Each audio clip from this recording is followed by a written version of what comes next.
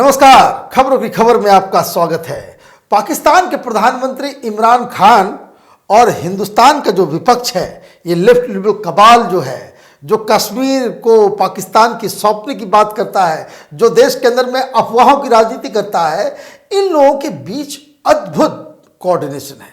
मानना पड़ेगा कि किस तरीके से दोनों एक दूसरे के काम आते हैं और जहां कहीं भी ये विपक्ष कमजोर पड़ता है तो किस तरीके से इमरान खान उसकी मदद के लिए सामने आते हैं, और जब कभी इमरान खान कमजोर पड़ते हैं तो किस तरीके से ये उनकी मदद के लिए आते हैं।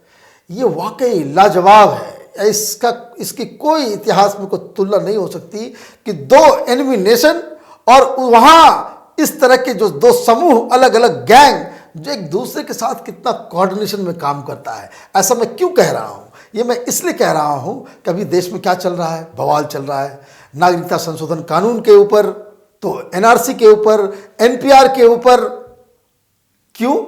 ये अफवाह विपक्ष ने, ये लेफ्ट लिबरल कबाल ने ये फैला रखी है कि मुसलमानों की नागरिकता चली जाएगी, मुसलमान अब वोट नहीं दे पाएंगे, उनकी वोटिंग राइट्स ले लेंगे ये मोदी और अमित शाह, और तो और मुसलमानों को डिटेंशन कैंप में डाल दिया जाएगा। छोटे छोटे बच्चों को भी बताया जा रहा है कि भाई मोदी और ये दोनों मुसलमानों को बाकायदा कुचलना चाहते हैं। एक नया बवाल शुरू हो गया।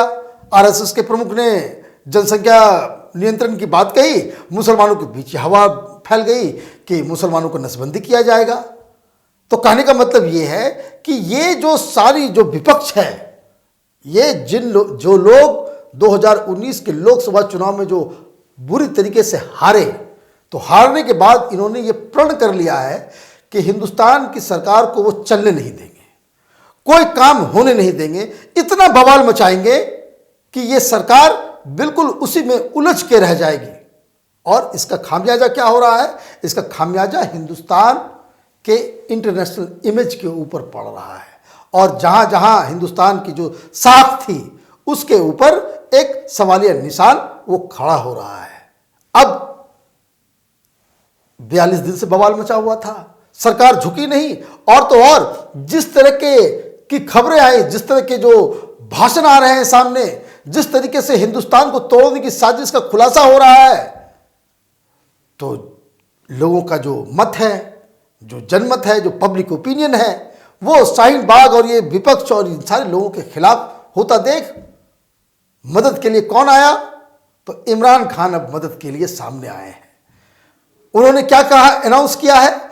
उन्होंने ये अनाउंस किया है कि 5 फरवरी को पाकिस्तान में, माने पाकिस्तान के अंदर और पाकिस्तान के बाहर दुनिया के ज़्यादातर बड़े बड़े शहरों में हिंदुस्तान के खिलाफ वो एक रैली करने वाले हैं, धरना प्रदर्शन करने वाले हैं, पूरी दुनिया को बताने वाले हैं कि किस तरीके से हिंदुस्तान में मुसलमानों को बाकायदा दबाया जा रहा है, उनको कुचला जा रहा है, जेनोसाइड किया जा रहा है कश्मीर के अंदर, और करोड़ों मुसलमानों के वोटिंग राइट्स को छीनने की साजिश रची जा रही है।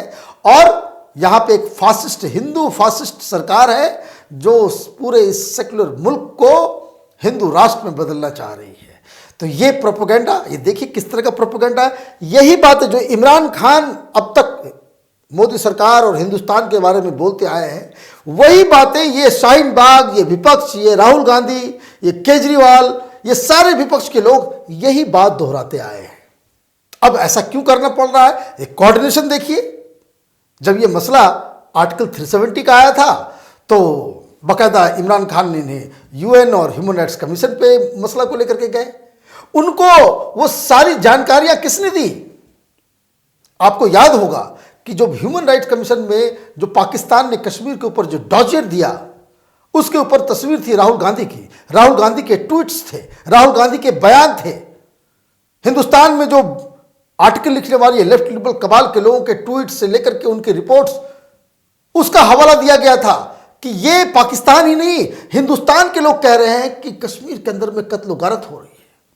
ये राहुल गांधी का बयान था।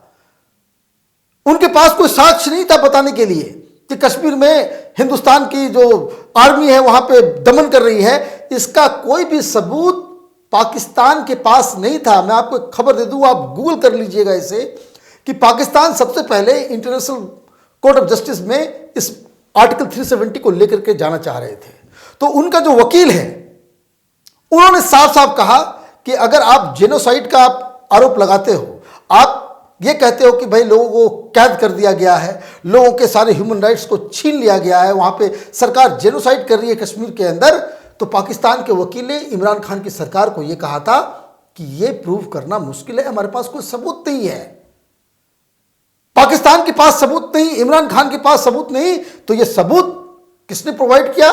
तो हिंदुस्तान के विपक्ष ने उन्हें ये सारे सबूत उन्होंने दे दिए। यूएन के अंदर में जिस दिन भाषण देना था, आप गूगल कीजिए, वो सारी तस्वीरें मिल जाएंगी, वो खबर मिल जाएगा कि इमरान खान का यूएन जनरल असेंबली में भाषण के ठीक 2 दिन पहले ये communist party of India CPI के जो हेड हैं डी राजा, उनकी पत्नी एक रिपोर्ट लेकर के आती है और ये झूठ, ये अफवाह फैला देती हैं, बाकायदा प्रेस कॉन्फ्रेंस करती है। सारे ये लेफ्ट लिबरल कबाल के लोग, ये अंग्रेजी अखबार, इन लोगों ने छापा कि 17,000 बच्चे कश्मीर से गायब कर दिए गए हैं, उसको आर्मी उठा ले गई है। और क्या था ये वामपंथियों का ये प्रोपेगेंडा करने का तरीका देखिए, फैक्ट फाइंडिंग रिपोर्ट थी ये। 4-5 महिलाएं ये कश्मीर में गई और वहां से एक रिपोर्ट लेकर के आगे 17,000 बच्चे, उसको आर्मी, हिंदुस्तान की आर्मी उठा ले गई है। और हुआ क्या, 2 दिन बाद जब इमरान खान जब वहां पहुंचे, क्योंकि इमरान खान के पास बोलने के लिए कुछ था नहीं, और उसी फैक्ट फाइंडिंग कमेटी उस रिपोर्ट का हवाला देकर के पूरी दुनिया के सामने इमरान खान ने कहा कि हिंदुस्तान की जो आर्मी है वो बर्बर आर्मी है, वो वहां लोगों के हुकूक को छीन रही है, वहां पे बच्चों को उठा लेकर चली गई है। कहने का मतलब यह है कि जब इमरान खान के पास कोई साक्ष्य नहीं होता है, कोई आर्गुमेंट नहीं होता है, कोई दलील नहीं होती है, तो उसे हिंदुस्तान का विपक्ष जो है वो प्रोवाइड करता है। और अब जब ये सीए, एनआरसी के ऊपर पूरा देश के अंदर में ये लोग जो 1000 शाहीन बाग बनाने का दावा कर रहे थे और ये कह रहे थे कि पूरे देश के जो मुसलमान जो है वो बाहर आ जाएंगे अफवाह फैला के, झूठ के आधार पे, और जब ये पब्लिक ओपिनियन इनके खिलाफ चला गया है, तो इमरान खान अब इनकी मदद के लिए सामने आए हैं। अब इमरान खान रैली करेंगे कहां? तो न्यूयॉर्क में, तो पेरिस में, तो लंदन में, सिडनी में, दुनिया के सब जितने बड़े बड़े जो ओपिनियन मेकर्स जहां रहते हैं वहां पे पाकिस्तानी कम्युनिटी वहां पे वो रैलियां करेंगी। और साथ में कौन नजर आएगा? तो साथ में वो बहके हुए हिंदुस्तानी, ये जो लेफ्ट लिबरल कबाल, ये कांग्रेस का जो ऑर्गेनाइजेशन है जो पूरी दुनिया में फैला हुआ है, जिसके हेड सैम पेट्रोडा है, ये लोग इस तरीके से हिंदुस्तान को, मतलब ये कि ये जो विपक्ष है, मोदी सरकार से आपको प्रॉब्लम है, भारतीय जनता पार्टी से प्रॉब्लम है, आप उसका विरोध करें, उसमें कोई प्रॉब्लम नहीं है, लेकिन पाकिस्तान के साथ मिलकर इस तरह से कोऑर्डिनेटेड काम आप करेंगे, यह तो बर्दाश्त नहीं किया जा सकता। क्योंकि पिछले जब से यह आर्टिकल 370 को हटाया गया है, जिस तरीके से जो घटनाएं जिसका मैंने उल्लेख किया है, उससे यह कोई कोइंसिडेंस तो नहीं हो सकता कि एक बार ऐसा हो रहा है या 2 बार ऐसा हो रहा है, यह हर बार वैसा ही हो रहा है। जो भाषण इमरान खान जो और पाकिस्तान की सरकार पूरी दुनिया में भारत को बदनाम करने के लिए जिन आर्गुमेंट्स को इस्तेमाल करती है, वही बात आप यहां दोहरा रहे हैं। अब ये जो रैली में क्या होगा, अभी 5 फरवरी में टाइम है, और मैं इस बात को दावे के साथ कह सकता हूं कि पाकिस्तान की सरकार की तरफ से दिया गया एक एक बयान को जरा गौर से सुनिएगा, समझिएगा कि ये वही बातें करेंगी, ये जो सीए प्रदर्शन के दौरान हिंदुस्तान के अंदर ये जो अपोजिशन पार्टी ने जो अफवाह फैलाई है, वही बात पाकिस्तान की तरफ से कहा जाएगा। और इनफैक्ट अगर आप यूट्यूब पे पाकिस्तान के टेलीविजन चैनल्स की जो डिबेट्स अगर आप देखते हैं, तो उसमें जाकर के आप ढूंढिए, उसको देखिए। जो जब से ये अनाउंस किया गया है 2 दिन पहले, तब से ये बाकायदा माहौल बनाया जा रहा है कि ये मोदी सरकार एक हिंदूवादी फासिस्ट सरकार है, जो मुसलमानों को बाकायदा इस देश के अंदर में 2M दर्जा माने 2nd क्लास सिटीजन बनाने पे तुली हुई है। उनसे वोटिंग राइट्स छीन लिया जाएगा, उनको बाहर फेंक दिया जाएगा, तो उनको डिटेंशन कैंप में डाल दिया जाएगा। यही बातें पाकिस्तान की तरफ से पूरी दुनिया में हिंदुस्तान को बदनाम करने के लिए कहा जाएगा। और पाकिस्तान एक और काम करेगा, वो ये कहेगा कि ये हम नहीं कह रहे, ये हिंदुस्तान की आवाम, वहाँ की जो सबसे बड़ी पॉलिटिकल पार्टीज़ हैं जिन्होंने 50 साल 60 साल रूल किया है, जो अलग अलग राज्यों में सरकार बना करके रखी है, जितने भी सारे विपक्ष के जो डेमोक्रेटिक जो यहाँ पे हिंदुस्तान के अंदर में पार्टियां हैं, ये लोग ये बात कह रहे हैं, मतलब ये सर्किल जो है जो पूरा हो जाएगा। तो कहने का मतलब ये है कि ये हिंदुस्तान में जो विपक्ष है, ये संविधान को बचाने का ये कौन सा तरीका है कि आप पाकिस्तान के साथ मिलकर हिंदुस्तान को पूरी दुनिया में बर्बाद करें, बदनाम करें। ये डेमोक्रेसी बचाने का ये कौन सा अंदाज है कि आप पाकिस्तान और चाइना के साथ मिलकर पूरी दुनिया में हिंदुस्तान का मुंह काला करें।